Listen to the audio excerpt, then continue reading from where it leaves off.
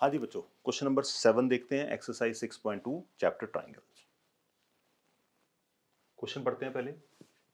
Using theorem 6.1, 6.1 का मतलब text book के हिसाब से we are talking about BPT. ठीक है, बेसिक प्रोपोर्शनलिटी थ्योरम को यूज करते हुए prove that line drawn through the mid point of one side of a triangle parallel to another side bisects the third side. ये question, ये theorem हमने class 9 में quadrilateral chapter में पढ़ी थी। क्वाड्रिलेटरल चैप्टर में एक थ्योरम थी मिड पॉइंट थ्योरम और दूसरा था converse of mid point theorem. मैं दोनों आपके सामने डिस्कस करता हूं, जरा ध्यान से सुनिएगा। तो सबसे पहले mid point theorem.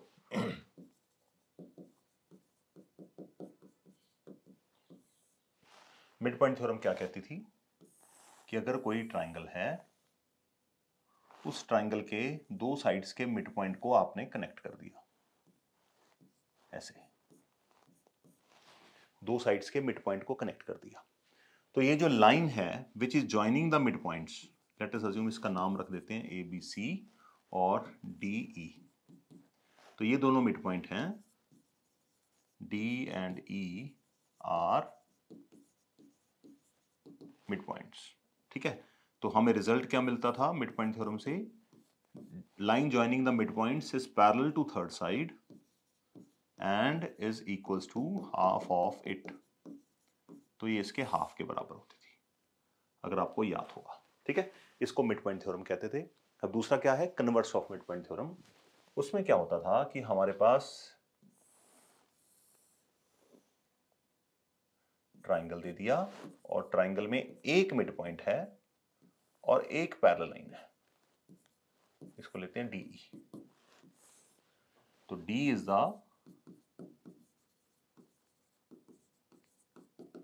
The mid point and DE parallel to BC. ठीक है, एक मिड पॉइंट है और एक पैरेलल है। जब ये गिवन होगा तो ये जो पैरेलल लाइन है ये जाके थर्ड साइड को बाइसेक्ट करेगी। तो this implies that E is the midpoint of AC। तो ये थी converse of mid point theorem. अब यहां पे आपको क्या बोला हुआ है, recall that you have proved in class 9। तो ये काफी लंबी चौड़ी कंस्ट्रक्शन करके इसको प्रूव किया गया था, बट बीपीटी से ये कमाल बहुत जल्दी हो जाएगा। Prove that line drawn through mid point of one side parallel to another. इसका मतलब हम इस वाले केस में जा रहे हैं, line drawn through mid point of one side parallel to another. ठीक है जी, और करेगी क्या, ये जाके bisects the third side, it will bisect the third side. तो इसके ऊपर हमें काम करना है।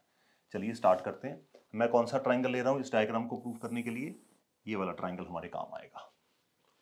तो गिवन क्या है, in triangle A B C D is the mid point of A B and DE parallel to BC। और हमें प्रूफ क्या करके दिखाना है, हमें प्रूफ करके दिखाना है E is the mid point of AC। तो ये मिड पॉइंट प्रूव करके दिखाना है। क्योंकि हमें पैरेलल लाइन दे रखी है, तो जब पैरेलल लाइन दे रखी है इसका मतलब आप क्या यूज कर सकते हैं, बीपीटी यूज कर सकते हैं। तो सबसे पहले बीपीटी यूज करते हैं, बाकी बातें बाद में। Okay, in triangle ABC, DE is parallel to BC. Therefore, by using BPT आप समझते हैं ना, जब लाइंस पैरेलल होती हैं तो AD upon DB equal to AE upon EC आपको मिल जाएगा। तो बाय यूजिंग BPT हमें क्या मिलेगा फिर यहां पर, AD upon BD equals to AE upon EC। तो ये हमारे पास रिजल्ट आ गया।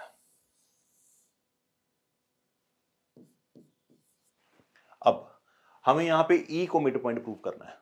E को मिड पॉइंट प्रूव करने का मतलब मुझे प्रूव करना है AE इक्वल टू EC। मुझे क्या प्रूव करना है, AE इक्वल टू EC। अब AE इक्वल टू EC करने के लिए आप देखिए ना, हम यहां पे अभी हमने क्या लिखा, AD upon BD equal to AE upon EC। अगर मैं AD और BD को इक्वल लिख दूं, क्योंकि D मिड पॉइंट है, अगर डी मिड पॉइंट है तो A D equal to B D होगा। इसका मतलब इक्वल्स की रेशो कितनी होती है? 1 होती है। Try and understand. हमारे पास है, देखिए ध्यान से, since D is the midpoint,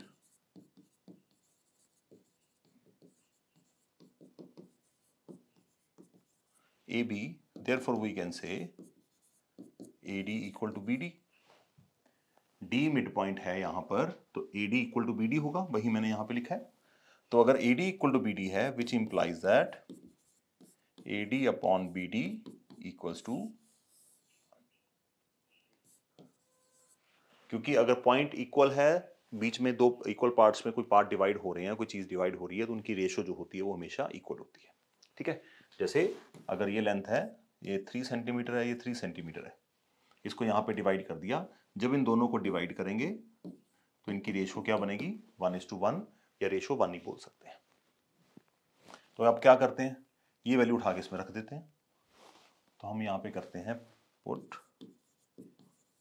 2 in 1, so we can write 1 is equal to AE over EC, इसको क्रॉस मल्टीप्लाई कर देते हैं तो हमारे पास आ जाएगा EC इक्वल टू AE।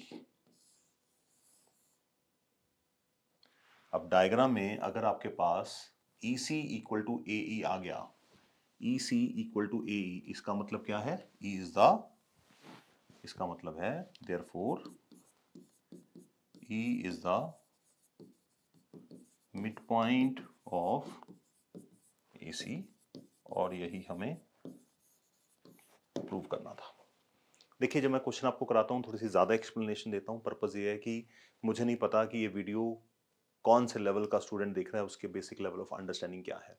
तो मुझे इस तरह से एक्सप्लेनेशन देनी पड़ती है कि अगर किसी को ट्रायंगल चैप्टर बिल्कुल नहीं आता तो ये लेक्चर देखने के बाद उसको पता लगे कि हाँ, मैं इसको कर सकता हूँ। ओके, तो अब इसको अगर प्रो लेवल में करना हो, कैसे सोचा जाएगा?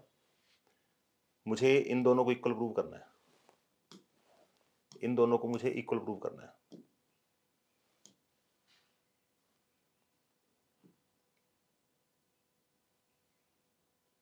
जस्ट अ मोमेंट, हाँ, मुझे इन दोनों को इक्वल प्रूव करना है, AE और